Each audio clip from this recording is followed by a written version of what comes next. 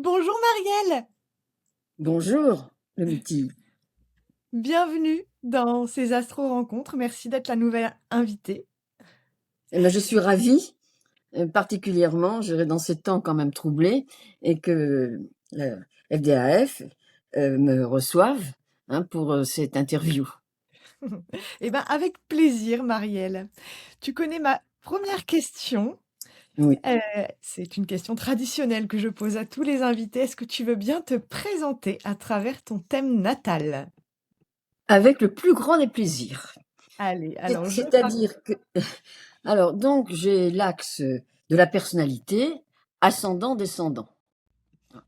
Donc ascendant Verseau, mais comme me disait Claire Sant'Agostini, il faut bien tenir compte de l'axe. Ça veut dire qu'on a l'opposé. L'opposé, c'est le lion. Donc il peut devenir un adversaire, hein, que je ne veux pas voir. Le contraire du Verseau, qui se croit, comment dirais-je, supérieur dans tous ses savoirs, surtout quand on a Mercure, on va avoir toutes les connaissances. Bon. Donc ça, c'est déjà cet axe de la personnalité. Donc Mercure en Verseau, c'est peut-être aussi une personne, enfin, comment dirais-je, je suis née d'une façon très marginale puisque je suis une enfant naturelle. Pas adultérine, naturelle. Donc déjà, il faut bien que le moi se construise sur un inconnu, ce qu'on appellera père inconnu. Donc déjà, il faut voir que l'enfant, si jeune, doit se confronter, je dirais, au père inconnu. Et quand on récitait autrefois de religion catholique, notre Père qui est aux cieux, alors pour moi, je laissais l'imaginaire, je dirais transgressif, aller vers les cieux, forcément. Donc déjà, si on sait qu'effectivement le Verseau, c'est aussi le ciel étoilé, donc notre Père qui est aux cieux, je pensais qu'il y avait peut-être une tragédie et que mon Père inconnu était au ciel. Et ça, je m'en souviens très bien. Dans les petites prières, il y avait quand même quelque chose de, je dirais, de très mystique. Mais pour une enfant, c'était pas mystique. Pour moi, c'était simplement se relier à ce Père inconnu, évidemment, qu'on ne nomme jamais. Hein. Mon père ne me fut jamais connu, c'est inconnu. Donc déjà, on voit bien que cette personnalité, elle doit se construire essentiellement par ce petit Mercure, peut-être par elle-même. Elle ne peut pas attendre le soutien, si je puis dire, du père. Bon, alors autant de personnes qui ont l'ascendant Verseau n'ont pas du tout cette problématique, bien évidemment. Hein. Là, il faut le remettre dans le contexte, je dirais quand même, là, d'un système familial pas étrange, mais singulier pour, je dirais, cet axe de la personnalité. Donc, comment cette petite fille, qui est née sous le signe, je dirais quand même du Verseau, enfin le signe du Verseau, va-t-elle pouvoir vivre ce que Claire Sant'Agostini appelle l'axe de la destinée? C'est ça le plus important. Ah, donc, c'est un milieu du ciel Sagittaire et un fond du ciel Gémeaux. On voit tout de suite la structure ici du thème, c'est-à-dire ascendant Verseau avec une certaine, je dirais, de quoi va-t-elle s'émanciper? De quoi va-t-elle se construire? Par rapport à l'autre aussi. Donc toujours rechercher, je dirais, le meilleur, le plus beau, mais aussi quelque part, ce qui pourrait la mettre dans un processus, je dirais, d'infériorité aussi. Tellement marginal, et pourtant l'autre sera toujours, je dirais, dans la projection inconsciente, aveugle et irrésistible, comme disait Jung, de rechercher le roi, de rechercher l'autre qui va en fait la valoriser. Alors qu'en elle-même, il faut bien qu'elle accepte, je dirais, cette situation familiale. Et à chaque fois, et c'est vrai, que dans ma vie, j'ai toujours rencontré des maîtres à penser. Docteur Cormand, c'est lui qui a créé la morphopsychologie, pédopsychiatre, c'était quand même très nouveau à son époque, chef d'un hôpital psychiatrique, et qui est devenu quasiment un père, je dirais, substitutif. Donc le roi des rois, en quelque sorte. À chaque fois, je suis tombée très singulièrement sur des personnes créatives. Claire d'Agostini, c'est elle qui a créé l'astrologie globale, sa méthode. Le docteur Jeanne Kreff, assistant de Caicedo, neurologue de formation, dans l'hôpital, je dirais Saint-Michel où elle exerçait, Saint-Joseph où elle exerçait, et également à Trousseau, elle était obstétricienne. J'ai rencontré toujours des personnalités qui m'ont pris sous leur coupe. Donc c'est bien de rencontrer un alter ego, mais par rapport au complexe de la personne, bien sûr. Je ne sais pas si je suis claire. Oui, tu m'interromps si c'est trop compliqué. Donc là, c'est cette recherche idéalisée de la personne qui représente, je dirais. Quand, j'ai voulu évidemment m'inscrire à la SFPA, j'avais toutes les compétences qu'il fallait. Sauf que j'ai eu un rêve où, j'entrais dans la bibliothèque de mon analyste qui voulait me présenter à la SFPA, la Société française de psychologie analytique, qui est le must du must. Et là, j'entrais souterrainement derrière sa bibliothèque, un peu comme celle-ci. Et là, je me trouvais devant Jung qui était sur un trône, mais revêtu, je dirais, d'une couronne, ce qui est quand même très singulier. Et donc, je lui demandais, que dois-je faire? Il avait un sourire absolument délicieux. Il ne me parlait pas, il me tendait dragée. Et alors moi, j'étais très, enfin, très surprise. Et il faisait en sorte, toujours muet, que je prenne les dragées. J'ai avalé une dragée et le rêve s'est arrêté là. Oh. Alors donc, je le rapporte, comme tu t'imagines, à mon didacticien. Et il me dit, Marielle, vous êtes directement avec Jung. Pourquoi faire partie, vous qui êtes une telle marginale, de passer, je dirais, par les concours, enfin tous les stades bien naturels, je dirais, d'une initiation. Donc j'ai pris ma décision.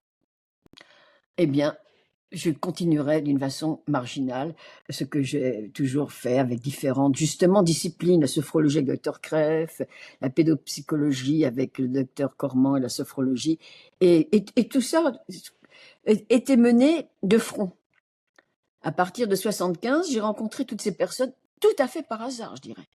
C'est, comment dirais-je, pour le docteur Cormand, c'est un astrologue qui est décédé maintenant, que très peu connaissaient, mais disons, voilà, Perdier, enfin je ne veux pas toujours nommer les noms. Pour le docteur Cressé, mon oncle, qui quand même avait quelques soucis, et donc a rencontré le docteur Jeanne Creff et me l'a recommandé. Toujours, c'est pas moi qui sollicitais. Donc c'est aussi intéressant de voir que quelque part ça me vient. Et moi, le docteur Cormand, je croyais qu'il était mort, alors pour dire. Et c'est donc cette personne qui m'a pris un rendez-vous. Enfin, chaque fois, ça se fait comme s'il y avait un dieu, entre guillemets, hein, supérieur, par je ne sais quel hasard de la vie, me conduise vers la personne qui a créé, je dirais, sa propre méthodologie. Ça, je trouve que c'est assez intéressant, non? C'est comme si les dieux, finalement, quelque part dans le ciel, me protégeaient et je trouvais matériellement, physiquement, sans moi rechercher, un guide qui me dit, ben voilà, va ici. Donc, je trouve que c'était assez. Et donc, pour moi, l'axe de la personnalité, moi et l'autre, qui est l'autre? Est-ce que c'est notre ombre? Est-ce que c'est celui qui nous reconnaît? Est-ce que j'en ai peur? Est-ce que je n'ose pas faire l'intégration, je dirais, de moi et de l'autre? Hein, enfin, pour moi, c'est quand même, dirais-je, fondamental. Et donc, maintenant, quelle trajectoire? Qu'est-ce que j'ai au fond du ciel, qui est quand même symboliquement notre famille? C'est Uranus, Saturne, maître de l'ascendant. Débrouille-toi, ma fille. Fais de ton moi quelque chose, je dirais, de ta propre expérience. Si la famille est absente, si le père est ce grand inconnu, j'ai compris par la suite comme j'avais des difficultés à faire de l'algèbre avec les inconnus. Tout ça après se met dans un symbolisme, je dirais, que l'enfant ne saisit pas, mais est complètement intégré dans sa psyché. Le milieu du ciel, c'est la flèche. Euh, Bien entendu, par les formations que l'on a, euh, selon la méthode de Jung, ce qu'il appelle l'amplification, quand un patient, je dirais, est dans sa souffrance, raconter un mythe, raconter un conte. Pour moi, on retrouve dans tous les contes l'histoire d'un héros qui a un carquois avec 3 flèches. Il en lance une et là, il va dans sa trajectoire. Je trouve très beau ce que je dirais tous ces contes, quels qu'ils soient.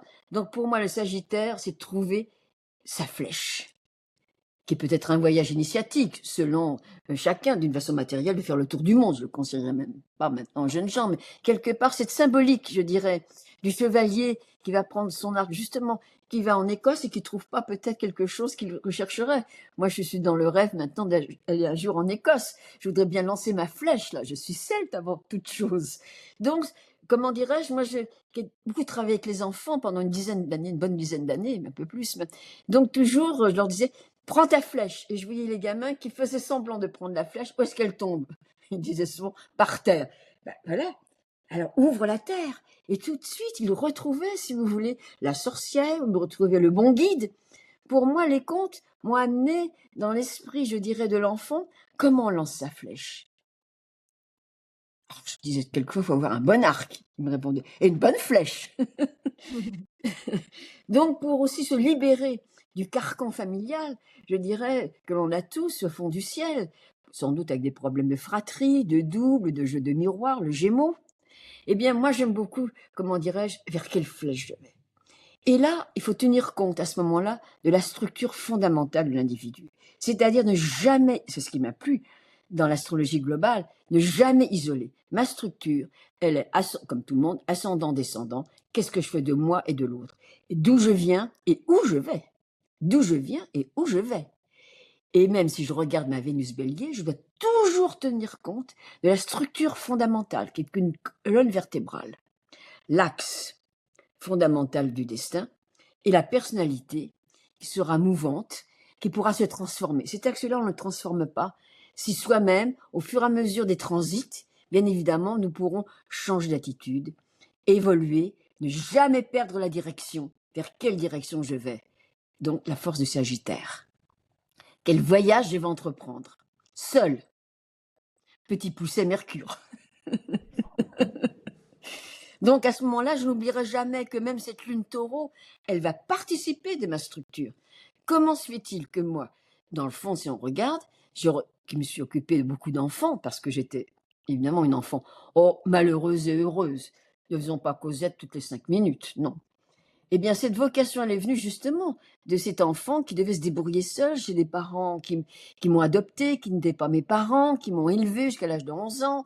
Bon, eh bien voilà, ce Jupiter en secteur 5, mais je n'oublie pas qui je suis. Une petite révoltée, une petite indépendante, celle qui tient tête aux adultes. Paraît-il que quand j'étais petite, je ne parlais pas. Sauf à l'école, à la récré. Et quand j'ai su que c'était un test formidable de demander aux enfants quelles sont tes notes, etc., docteur Cormand me disait, moi je leur dis, qu'est-ce que vous faites à la récré? Moi, je leur racontais des histoires. Et je jouais comment aux gendarmes et aux voleurs. J'adorais ça. Mercure. Je triomphais à la récré. Pas mal en classe aussi, hein. Bon, quand même. Mais malgré tout, il faut pas, comment dirais-je, on peut voir qu'à ce moment-là, comment l'enfant va rejouer à la vinicote son histoire. Personne me disait de jouer aux gendarmes, aux voleurs. En fait, je me souvenais plus. C'est une amie qui m'a dit, qu'est-ce que tu dois raconter comme histoire? Et on s'embarquait dans des rondes. On jouait évidemment à tout ce qui existait, à la marelle, etc. Mais tout devenait jeu. Donc en fait, toute petite, j'ai trouvé ma compensation à la récré. Alors, tu t'imagines bien que quand j'ai rencontré évidemment les méthodes de Winnicott, que j'étais enchantée. Et je me suis dit, pourquoi, dans le fond, je ne ferais pas jouer mes passions aussi, à la manière de Winnicott, par des contes, par des dessins, par l'objet transitionnel qu'on va retrouver, le doudou, qui sera peut-être l'addict maintenant, je dirais, avec l'iPhone, hein, c'est le nouveau doudou. Bon. Donc tout ça, si tu veux, participe d'une structure fondamentale. Je n'oublie pas que je suis une petite révoltée, que je n'aime pas les adultes, que je veux toujours faire ma révolution 68, m'a un peu desservie, mais enfin quand même, j'ai participé.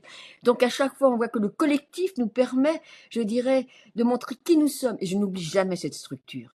Et même, dans le fond, à la DAS, j'étais encore très marginale.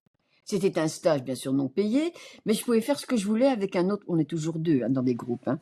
Donc, on voit bien qu'effectivement, ne jamais perdre conscience de la structure fondamentale de l'individu. Ça, voilà, c'est ça l'astrologie globale, en fait. Ne pas isoler, je dirais, tous les autres aspects. Lune taureau, pareil. Je tiendrai compte de ma personnalité. Qu'effectivement, d'une façon matérielle, concrète, des enfants qui ne parlent pas, comment on joue avec eux? Eh bien, ils dessinent, des fois ils dessinent, ils font des graffitis, ils jouent bien avec la terre. On est plus, et je dis toujours, mais non, ce sont les enfants qui m'apprennent.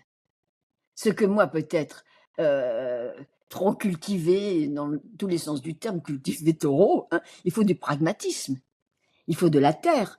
Et moi, je suis très maladroite au niveau, je dirais, artistique, et Je sais pas dessiner, et cetera. Et ces enfants-là, quand ils voyaient que moi je ne savais pas faire, ça les amusait. Ils rigolaient, hein, ils savaient pas parler certains, mais ils rigolaient tous à gorge déployée. Ils avaient une énorme confiance. Parce que dans d'autres choses, je savais faire, dont on ne m'a pas prise. Mais quelque part, si tu veux, le fait de voir que ça me déstabilisait, j'étais très en colère, je jetais comme eux aussi, eux faisaient des constructions. Voyant que je n'y arrivais pas, je regardais comment ils faisaient. J'étais attentif à ce qu'ils faisaient, en oubliant que moi, de toute façon, j'ai jamais su faire une sculpture, quelle qu'elle soit, avec du papier mâché, ou je dirais, de la pâte à modeler, tout s'effrite, tout se casse, tout devient morcelé. Morcelé parce qu'effectivement, j'ai le côté opposé du scorpion. Je regarde lui, mais qu'est-ce que tu es en scorpion, Marielle? Ton opposé, qui peut devenir presque une pathologie, la dislocation, le démembrement. Ça m'effrayait de voir que tout ce que je faisais devenait comme eux, en fait. Hein. J'étais la représentation de ce qu'ils étaient, ils ne s'en rendaient pas compte. Mais je me dis, qu'est-ce qu'ils m'ont appris, ces enfants? Que moi-même, j'étais apeurée, triste. Je leur renvoyais leur image, et eux, plus j'étais déstabilisée, plus je construisais. Alors avec mon collègue, qu'est-ce qu'on pouvait rire avec ça quand même, non? Non? Il ne savait pas que j'avais été déconstruite autrement, tu vois? C'est un peu pour situer que l'astrologie globale, évidemment, m'a beaucoup servi. Évidemment, j'ai un très beau triangle, OK, d'accord, surcompensatoire, qui me donne des ailes, hein. Ce Neptune, c'est vrai qu'on le voit, tout le monde le voit bien, mais en fait, moi, j'aime les carrés. Et tu vois, dans Claire Santé-Agostini, elle a quand même comment dirais-je, des carrés. Et un jour, je lui ai dit, mais vous êtes dans la quadrature du cercle. C'est extrêmement beau.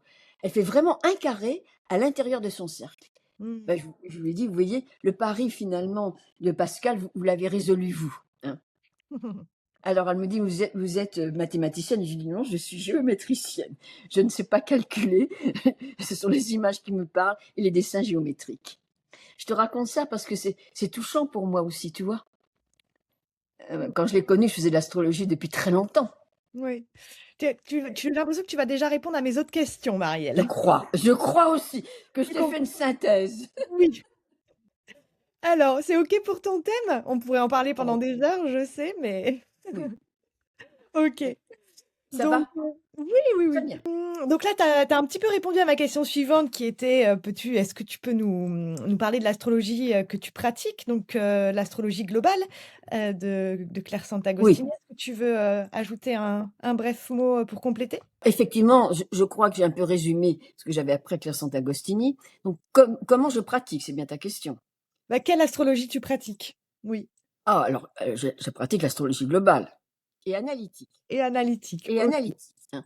Donc, à ce niveau-là, je ferai quand même encore référence 2 secondes à Claire Sant'Agostini. Ce qui nous a réunis, c'est effectivement les enfants. Ça faisait déjà longtemps, moi, que je faisais de l'astrologie. Et donc, c'est Yves Lenoble qui l'a présenté. C'était ma demande. Bon, c'était quelqu'un que j'appréciais beaucoup. Je lui ai dit, moi, je voudrais lui présenter ce que je fais en astrologie par rapport aux enfants. Donc, pour m'exercer, donc, à ce moment-là, je travaillais à la DAS et je faisais des échantillonnages avec un ami qui était professeur de dessin. Donc, il avait toute liberté de faire ce qu'il voulait. Donc, j'ai dit, tu vas faire passer le test des 4 éléments. Ça m'avait vraiment émerveillé ce qu'elle faisait, Claire Sant'Agostini, que je ne connaissais pas à l'époque. Mais il fallait simplifier. Moi, je disais pas, on fait un jour le Capricorne ou Terre, etc. Non, tu vas dire simplement aux enfants, Terre, R-O. Et là, il avait le thème astrologique, il y avait la morphologie, on avait tous les renseignements sur une fiche qu'il a gardé secret. Hein. Et donc là, j'avais vraiment tout le matériel, comment dirais-je, sur, je dirais, une classe de 6e, 5e et 4e. Hein. Ben, on va dire, je ne sais pas combien de cas aussi, hein, une quarantaine d'enfants à chaque fois. Enfin, bon. Ça, c'était extraordinaire. Donc là, j'étais un peu connue grâce à ça. Et j'avais fait aussi des échantillonnages, où ma fille était donc à l'école maternelle, avec, donc, je dirais aussi, les enfants de l'école maternelle. Donc, on faisait pas tout à fait le même test, mais j'étais demandé quelquefois. Voilà. Donc, c'est parti quand même sur un matériel, si tu veux, que je lui ai présenté. Alors, elle était absolument enchantée. Je lui ai dit, oui, j'ai respecté vos 4 éléments, je l'ai fait un peu différemment. Et elle m'a dit maintenant, à moi, de m'exercer. Alors, elle, effectivement, quand on voit la progression, elle faisait à la main les thèmes. Dictez-moi le thème. Et une fois que je lui avais dicté le thème, ce qu'elle de le dire, elle avait trouvé la question et la solution.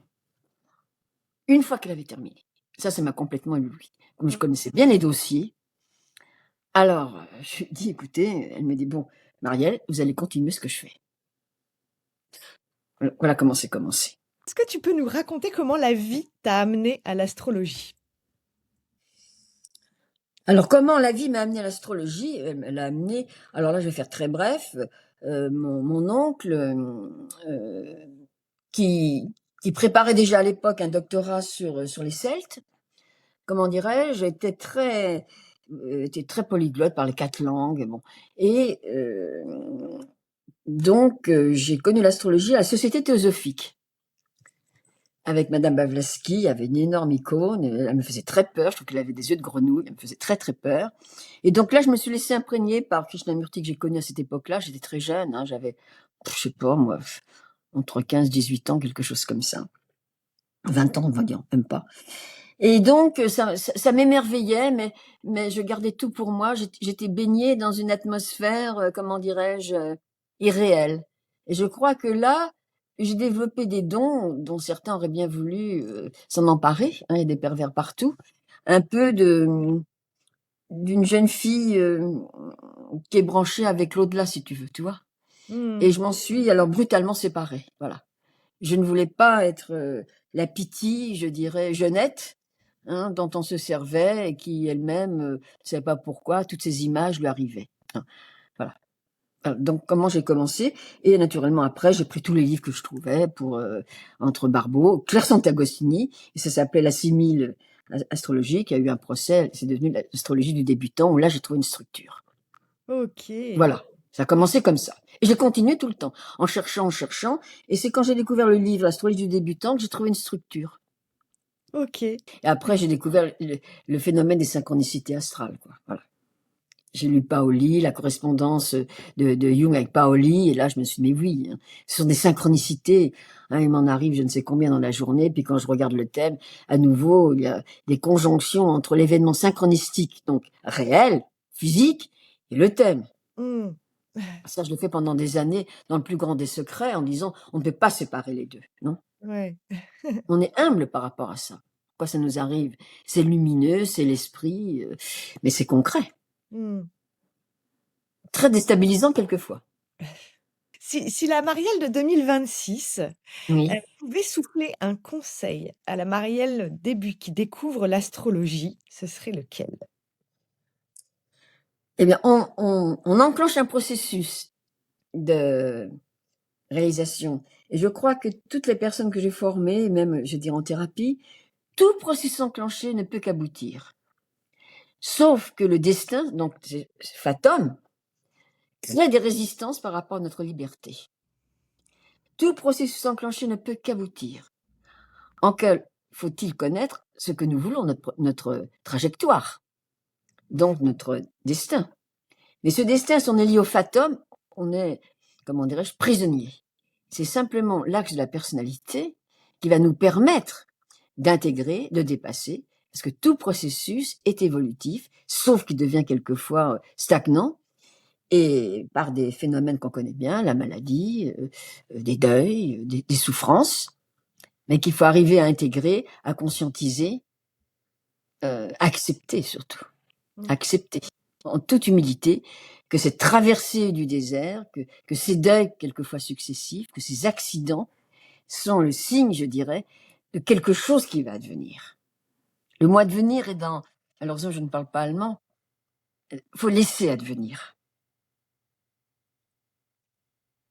Et donc tu lui parlerais de ça à la Marielle qui découvre l'astrologie? Oui, qu'il y a un processus évolutif, qu'on ne peut pas être contre les mouvements qui sont créés, depuis Claire Sandra-Cossini qui faisait toujours tout à la main, hein. Oui. Après, bon, nous avons eu les ordinateurs, maintenant nous avons l'IA. Ah, voilà, je suis malaisée pour en parler puisque moi-même j'ai des freins à ce niveau-là, mais on ne peut pas, comment dirais-je, être toujours contre. Il faut être avec aussi. Mmh. OK. Marielle, est-ce qu'il y a un livre qui t'a particulièrement marqué pendant ton parcours, Ah bah, je vais revenir, hein, c'est l'astrologie globale, hein, c'est le premier. Et OK. après tous les livres de Claire Sandra-Cossini, si ce n'est que j'ai quand même, en bonne mercurienne, avec ces structures, de regarder ailleurs ce qui se fait. Donc j'ai Oui. quand même beaucoup fréquenté les humanistes en tant qu'amie, En tant que père, c'est vrai que j'ai connu Ruperti à l'époque où j'étais beaucoup plus connue dans le monde de l'astrologie que monsieur Ruperti, que je prenais pour un père et j'étais très on était très hostiles l'un à l'autre, on s'aimait beaucoup. Et en fait, j'ai toujours son livre, sur le devenir que j'aime bien parce que je trouve que Ruperti, comment dirais-je? C'est lui qui a introduit plus que Claire Sant'Agostini, comment dirais-je? Les enfin, dans ce que moi j'ai lu, plus comment dirais-je? Les l'avancement de l'astrologie par rapport au cycle, et ça je n'y arrivais pas. C'est vrai que Mmh. Yves Le Noble y a contribué, mais moi c'est par la voie quand même des humanistes que j'ai bien compris ce que c'était les cycles. Ouais. Les cycles du devenir de Les Rupert. cycles du devenir, pour moi, je le relis sans cesse. On n'a pas tout à fait le même vocabulaire. Alors c'est une question quelquefois de vocabulaire tout Mmh. simplement, hein. Mmh. C'est-à-dire que le vocabulaire des humanistes n'est pas tout à fait celui des Jungiens. Mmh. Bon voilà, chacun se réapproprie et se le refait sien. Et là, il faut entrer dans la philosophie, dans la psychologie. Comment dirait Jean-François Berry, qui fut un grand ami, on avait des discussions sans fin, on était toujours comme ça, mais c'est bien aussi. Mais je dis, mais Mmh. voilà, vous avez votre vocabulaire qui n'est pas tout à fait celui des Jungiens. Voilà. Mais il faut se mettre d'accord, et c'est pas pour autant qu'il n'y a pas, comment dirais-je, une ouverture à d'autres astrologies aussi. Mmh. OK. Marielle, est-ce que tu peux nous raconter comment ça se passe un petit peu une consultation avec toi? Est-ce que tu as une routine? Comment tu Ah entres oui, dans le ah oui, thème? bah oui, oui, ah oui. Une question d'abord. Donc OK, je me ressens sur la question et je fais le thème horaire, OK. tout de suite. Alors je ne j'aime pas chercher, bon, voilà, j'ai ma méthode aussi qui est toujours la même à peu près, hein, bon. Toujours le moi, enfin la structure globale aussi. Je me centre sur le ici et maintenant. Je reviens beaucoup sur la question quelquefois après, donc la personne me l'écrit, hein, pour bien qu'il y ait une trace, hein. Maintenant c'est SMS, ça a pas d'importance, voilà. Donc j'ai un contact, évidemment, pourquoi vous venez, et cetera. Bon voilà, généralement, bon voilà, je saurais commenter. Donc c'est essentiel la question. D'ailleurs, toi, tu vois, tu poses des questions. Chaque question est l'objet, je dirais, d'une réponse ou d'un début, je dirais, d'hypothèse de résolution, hein. Il faut bien aussi tenir ça. Si on a une question, c'est la quête. Dans quelle enquête? En fait, nous sommes des détectives, nous, les psys aussi, hein. Nous sommes vraiment des détectives. Donc, et ensuite, je monte bien sûr immédiatement le thème, comment dirais-je, de la personne, et je regarde, je fais les synastries. Pourquoi elle vient juste à ce moment-là? Le hasard synchronistique fait que ça tombe effectivement dans un système répétitif, hein, que l'on voit assez facilement avec les transits. Voilà Tu comment fais je une commence. symétrie avec le thème Oui. horaire? Ah oui, Mmh. toujours. Et oui, puisque c'est la réactualisation, sans doute, d'une répétition. Oui, OK. Et Et là, on le a thème horaire, excuse-moi, je te coupe, le je thème t'en horaire, prie. tu le dresses au moment où la question t'arrive ou au moment où la question t'a été envoyée? Quelquefois, je fais les 2, c'est selon ma fantaisie. OK. En principe, si tu veux, je le fais maintenant davantage pour l'heure à laquelle la personne vient. D'accord. Ah oui, Alors l'heure du rendez-vous? oui, l'heure du rendez-vous, D'accord. parce qu'en fait, c'est un petit peu comme faire une domification si tu veux, tu vois? OK. Là, c'est comme si déjà, tous les dieux étaient autour de nous, tous les dieux étaient là, mais on n'en a pas encore conscience. La conscience Mmh. va venir quand la personne, elle viendra. OK, OK. Enfin, c'est un postulat comme un autre, hein. Il faut bien avoir une direction, c'est tout. Toutes les OK. directions sont bonnes, il faut pouvoir savoir pourquoi on fait ça. OK, ça va. Bon, je t'ai coupé du coup, vas-y. Et après, une fois que la personne arrive, Ben, la personne arrive, ben, elle repose sa question, on tourne autour et et je après, dois. comment tu entres dans le thème? C'est ce que tu as fait avec ton propre thème? Les axes, ça c'est Ah ton oui, je ne le dis pas de cette façon-là, bien sûr. Il y a un mouvement peut-être effectivement, c'est la maison 5 qui à ce moment-là est comment dirais-je, très chargée. Donc qu'est-ce que je fais de cet enfant, enfin intérieur, j'aime pas beaucoup, de ma créativité? Qu'est-ce que je fais dans mon originalité? Et je tiens compte de sa personnalité. Et surtout d'emblée, comme je suis morphopsychologue, je vois bien comment est la personne. oui, Et si par exemple le thème, il est très martien par exemple, hein, tu as un ascendant bélier très fort, avec, un Mars qui se lève, et je vois une personne qui arrive toute courbée, qui a la phobie, je dirais, des voyages, qui a la phobie de l'action, qui a la phobie du sport, bon, Ça va pas. Par contre, si je la vois dans le même état, affaibli, l'œil qui est terne, qui ne conteste même pas ce que je vais dire, qui n'arrive pas à avoir le dialogue avec l'autre, ça peut être que momentané. Parce qu'elle traverse une période extrêmement pénible. Donc, faut pas être dystopique, faut pas l'affliger à nouveau d'un Saturne qui va transiter à ce moment-là. Hein. Donc, si tu veux, selon comment les gestes, comment la personne est, ça peut être que momentané, ou structurellement déjà, ça s'est enquisté en elle. Alors là, il faut un travail plus long. On est bien d'accord. Ça, c'était le docteur Corman quand même.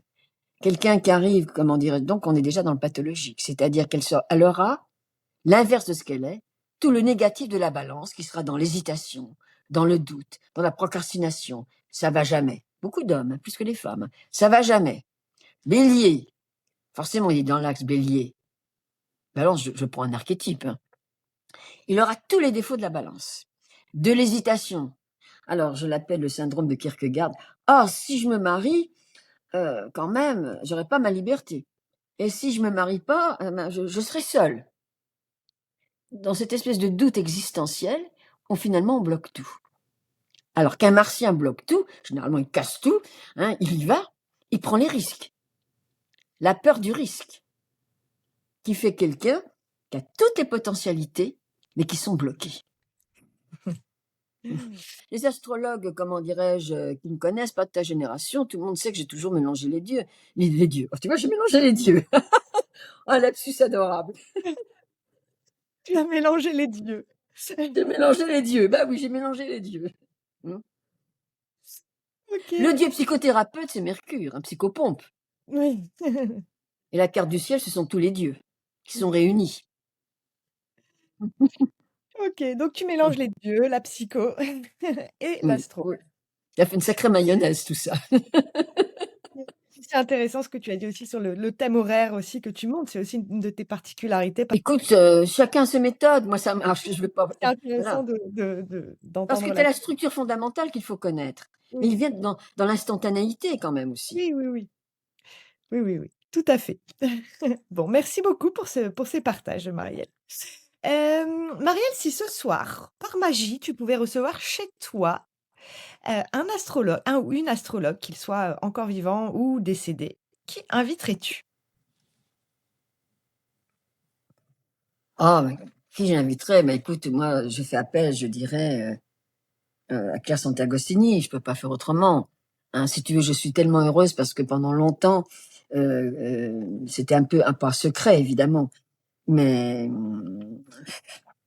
d'intégrer, si tu veux, cette psychologie, je dirais, jungienne et freudienne, parce que le docteur Corman était freudien. Bon, je fais une analyse lacanienne personnelle aussi. Mais si tu veux, que toutes ces formes, je dirais, de différentes psychologies, moi, j'ai perdu ta question, c'est bête. Euh, Ce soir, Qu'est-ce tu que pouvais je... inviter Comment? si ce soir, tu pouvais passer une soirée avec une astrologue, donc tu choisirais Claire Sant'Agostini. Oui, mais elle acceptait mon évolution. C'est-à-dire que là, je lui dis, je suis encore en analyse, je ne lâcherai pas. Elle aurait voulu que je sois joussienne.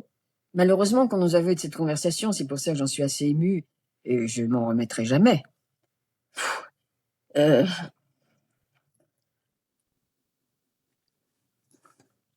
bon, nous avons eu cette conversation téléphonique qui a duré plus d'une heure, et elle en était d'accord. Et je lui ai dit, non, je continue ma voie vers les Jungiens. C'est pas pour autant que tout ce que vous m'avez appris sur les enfants, tout ce que vous avez fait, je lâcherai. Bon, voilà. Ça, mais je ne serai pas joussienne. Je vous le dis tout de suite.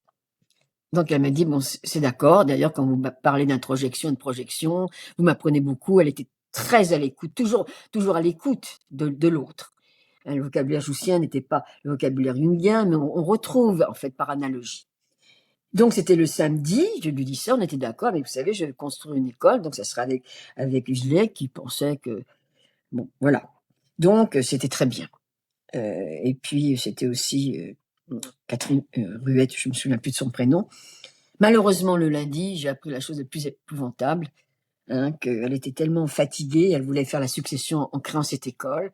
Nous avions des approches différentes. Au contraire, je trouvais ça magnifique, moi, qu'il y ait des approches différentes. Chinois, Sévillais, le caractérologique, je dirais, sur Ruet, son nom de famille, je ne retiens plus son nom de jeune fille, son prénom. Et malheureusement, la tragique situation s'est révélée ça a mis fin à tout ça, puisque tellement fragilisée, dans sa salle de bain, elle avait un petit, comment dirais-je, radiateur comme autrefois. Hein, elle s'est pris, sa chemise de nuit qui était en nylon, elle s'est prise les pieds dans cet appareil, elle s'est brûlée vive. Bien sûr, au dernier degré, hein, donc elle est morte 3 jours après. Je me suis jamais remise, c'est ça. Je me suis jamais remise. Donc j'ai continué à donner des cours d'astrologie, et puis un jour j'ai dit non, moi de toute façon, voilà. De là est née la méta-analyse. Avec mon mari, il fallait qu'il y ait quelque chose, elle m'avait dit: «Continuez» et cetera. Donc après j'ai plus voulu former des astrologues, tu vois? Une douleur qui, comment dirais-je? Qui est toujours là, qui ne sera jamais dépassée. Ça, c'est une erreur de croire, deuil-douleur, cette douleur, elle sera toujours là. Mais je crois qu'elle sera heureuse, peu importe, c'est notre imaginaire, de voir que je vais un peu parler d'elle, que j'ai évolué, j'ai créé ma propre méthode, hein, que j'ose maintenant annoncer. Tout le temps, on parlait de mes pères. Évidemment, les gens ne comprennent pas, je passais plus de temps à parler de ceux qui m'ont formé que de moi. Parce que j'ai cette reconnaissance immense qui sera toujours. Ils sont tous disparus maintenant. Pour avoir eu des pères après des dieux qui m'ont protégé. Mmh. C'est grâce à eux si je suis ce que je suis. Donc je crois elle sera heureuse de voir que je ne l'ai pas trahi, mais ceux qui continuent ce que j'ai fait, on se transforme. C'est naturel de transformer ce que le maître a fait, de trouver son originalité. Heureusement, Mmh. c'est à l'infini. C'est ça la joie de la transmission, non? Mmh. OK, bon, bah, merci Marielle. Désolée de t'avoir, pour cette émotion, qui est venue. Bah, écoute, elle est, c'est rare. Généralement, quand il y a, quand je suis en, comment dirais-je, en public, je n'ai pas cette émotion. J'ai Oui. pas encore l'habitude, du face à face comme ça, et je t'en remercie parce que ça va m'apprendre aussi à jouer avec les nouvelles techniques. Mmh. Donc Marielle, le week-end du 10 et 11 octobre prochain aura lieu le grand congrès exceptionnel des 30 ans de l'AFDAF. Est-ce que tu peux nous parler de la conférence que tu y donneras? Uranus, un mythe prométhéen actualisé en 2026-2032. Rapidement, hein, tu nous fais pas la conférence maintenant, hein.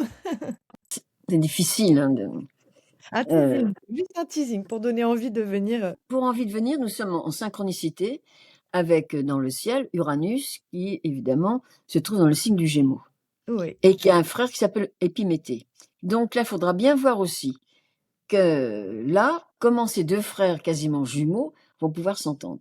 Si je pris le mythe prométhéen, c'est qu'effectivement, il y a, alors quand même là, sans révéler,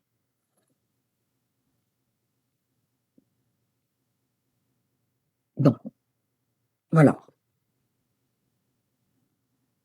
Simplement, comment sera notre guérison à nous tous, dans ces temps si troublés? Et que va nous donner finalement ce mythe prométhéen? Il faut là aussi reprendre vraiment, l'histoire de l'astronomie. Eh bien, j'ai retrouvé chez Jung la découverte d'Uranus. Comment elle s'est faite? Tout le monde le sait. C'était les perturbations de Saturne qui ont amené la découverte, en quelque sorte, d'Uranus par Herschel.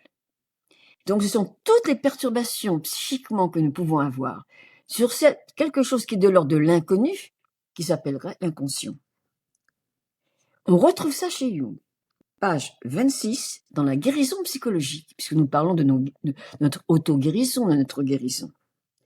L'existence, je cite, l'existence d'une psyché inconsciente est à peu près aussi probable que celle d'une planète non encore découverte, mais dont l'existence est manifestée par les perturbations qu'elle exerce sur le cours d'une planète déjà connue.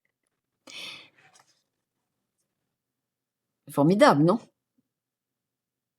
Et il est dommage qu'il n'y ait pas des astronomes, qu'il n'y ait pas des instruments suffisamment, je dirais, perfectionnés pour nous montrer réellement cette planète. Eh bien, tout est là. De bien voir que quelque part, on ne peut pas séparer Uranus de Saturne. Nous, astrologues, Saturne a été détrôné par Uranus. Ça, il n'a pas supporté. Et quand ils sont en conjonction, on peut voir qu'il y a des tiraillements. Il y aura le très grand mélancolique, évidemment, Saturne, toujours tourné vers le passé, le saturnien que nous connaissons. Et nous avons l'uranien qui veut toujours avancer. L'un, c'est toujours Prométhée, un coup d'avance. Et l'autre, Épiméthée, toujours après coup. Donc, et puis, on revient sur. Donc, de voir qu'à un moment donné, nous sommes pris dans cette difficulté, toujours par l'émancipation, je dirais, de ce Saturne. Toujours promettre, toujours devancer, toujours avoir un coup d'avance, ou trop retenu par le passé, comme nous allons faire dans cette conjonction. Eh bien, si nous restons que dans cette dialectique, on ne s'en sort pas. Mmh. Il faudrait reprendre la théorie de Lacan, enfin, qui n'est pas fausse quand même, et qu'on trouve depuis longtemps. Il ne faut pas travailler sur le 2 à ce moment-là, il faut travailler sur le 3. C'est Mercure qui va nous sauver. OK, bah, écoute, c'est un beau teasing, Marielle. Voilà. Merci Donc, beaucoup. je n'ai pas du tout trahi la conférence, simplement donné que nous allons travailler sur cet axe-là, Mmh. Uranus-Saturne, et c'est Mercure qui va les délivrer. OK, très bien. Merci, Le dieu Marielle. guérisseur. C'est lui le dieu OK. guérisseur. Marielle, maintenant, si tu pouvais laisser ici une question que je poserai de ta part à l'astrologue suivant ou suivante, ce serait laquelle? Alors, dans les temps qui courent, je dirais à ces astrologues, comment appréhender, appliquer, intégrer le rôle du contre-transfert. Oh! C'est-à-dire que faire la comparaison de son propre thème ou de la synchronicité qui arrive, ces accidents du hasard, pourquoi ça nous arrive? OK. Et avant la consultation, déjà de voir, parce que nous avons cette chance-là, de voir effectivement pour éviter le piège que l'inconscient nous rattrape et que nous voulons sauver malgré nous quelque chose qui nous concerne, de bien voir que là, quel travail nous avons fait à ce niveau-là. Et de OK. laisser toute la place au consultant. Car autrement, ça devient un instrument de pouvoir. OK. Je comprends la question. Merci beaucoup, Marielle, de l'avoir posée. Elle sera posée. Elle était un peu longue là, tu pourras. Tranquillement. Non, non, mais on comprend tout à fait. Alors maintenant, je vais te poser la question que l'astrologue précédente t'a laissée. Est-ce que tu es prête? Là, je suis quasiment inquiète. Inquiète? Oh non, ne t'inquiète pas, c'est une question simple. Allez, Ça serait celle-ci. Qu'est-ce que l'astrologie vous a apporté dans votre vie? voilà, tout simplement, qu'est-ce que l'astrologie t'a apporté dans ta vie? Un chemin à suivre. En respectant les transits, ma personnalité, en pouvant intégrer à chaque fois dans une évolution renouvelée, à chaque transit important, justement dans la structure, je dirais, de l'axe de la personnalité, du destin. Et vraiment, véritablement, c'est cette intégration dans le réel qui m'a amené à reprendre cette phrase: tout processus enclenché ne peut qu'aboutir, mais c'est un processus et qui va à ce moment-là vers l'individuation à chaque carrefour que va représenter un transit. Le processus évolue jusqu'à la fin, je dirais, de notre vie. Mmh. Dans la OK, merci. transformation, ce qui est donc ce que j'ai créé, la méta-analyse, Oh, c'est-à-dire se transformer au fur et à mesure de nos analyses respectives, je dirais, et conscient des événements qui nous arrivent. mmh. OK, bah, merci beaucoup Marielle d'avoir répondu à cette question de Mona Braz qui, elle, sera au congrès breton en juin. Hem, alors, eh beh, écoute, on arrive à la fin de cette, astro-rencontre. Pour ceux qui ont envie de te contacter pour une consultation avec toi, par exemple, comment ça se passe? Est-ce que tu as un site? J'ai pas trouvé de site pour toi. Tu as Non, un je n'ai aucun site pour l'instant. OK, pour Je l'instant. n'ai qu'une chronique, mais je dis bien pour l'instant. Tout ça va se faire en 2027, hein. Oui, pour tes Donc 84. je fais ça de bouche à oreille, je dirais pour l'instant c'était suffisant, mais je vais ouvrir. Bon, je peux donner mes coordonnées bien sûr là, hein, donc D'accord, par bah, téléphone. je mettrai ton mail dans le Tu dans mets la mon description. mail et mon téléphone et surtout que les personnes se recommandent de la part, je dirais de la fédération, hein, et OK. de ta part, voilà. OK, Voilà. ça va. Et surtout que les personnes n'hésitent pas, à ce moment-là, je suis évidemment occupée, hein, donc à laisser le message et je rappelle. Qu'elle est OK. surtout voilà, c'est une consultation. Donc si effectivement elle me connaît par la voix, je dirais de de de ce réseau, hein, j'en suis que bien heureuse aussi. Tout à fait et donc tes 2 livres qui vont sortir, l'année prochaine pour tes 84 ans et tu as écrit d'autres livres, il me semble? Alors j'ai écrit mais comment dirais-je? Qu'un seul livre avec mon mari et c'était avec un groupe aussi, hein. C'est-à-dire C'était que c'est lequel? Ça, je sais un groupe que nous formions. oui, Et effectivement, c'est là la première fois on a parlé de synchronicité avec l'événement qui a marqué toute la France, la mort de Mitterrand. Et comme oui, par hasard, hein, on avait vraiment l'astrologie horaire, donc on a construit avec le groupe, si tu veux, quelle résonance pour chacun. Il y avait quand même une quinzaine de personnes. Nous avons repris les personnes les plus marquantes à ce niveau-là, qui se sont prêtées au jeu, évidemment, dans le plus strict anonymat, hein, où effectivement, qu'est-ce que c'était les synchronicités? Que nous oui, tous, nous avions le même événement et comment nous arrivions à introjecter cet événement selon, je dirais, des valeurs, soit de oui, fratrie, soit de rapport mère-fille, enfin, etc. OK. Donc, c'est un livre que je n'ai pas lu depuis bien, bien des années, puisque je me souviens même plus de quelle année c'était, mais Il s'appelle donc Le Scorpion dans tous ses états ou synchronicité et astrologie autour de François Mitterrand. C'est bien celui-là donc? absolument. OK. Alors, je pense que c'est un livre assez facile à lire. Là, j'ai eu quelques astrologues, parce que moi, je l'ai pas relu depuis. Là, j'ai regardé l'autre jour. Oui, c'est vrai qu'on se laisse un peu embarquer par les histoires de la personne, par la mythologie. Ça donne un aspect, si tu veux, bon, c'est quand même très ancien. Oui. Donc, donc j'espère qu'en 2027, ça c'est évident, il y aura plus la méthode, vraiment la méthode de la méta-analyse.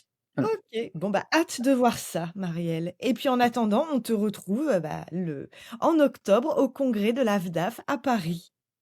Avec le plus grand plaisir et de vous rencontrer tous et ce public, À très bientôt, de jeunes Marielle. aussi. À très bientôt. Merci. Au revoir.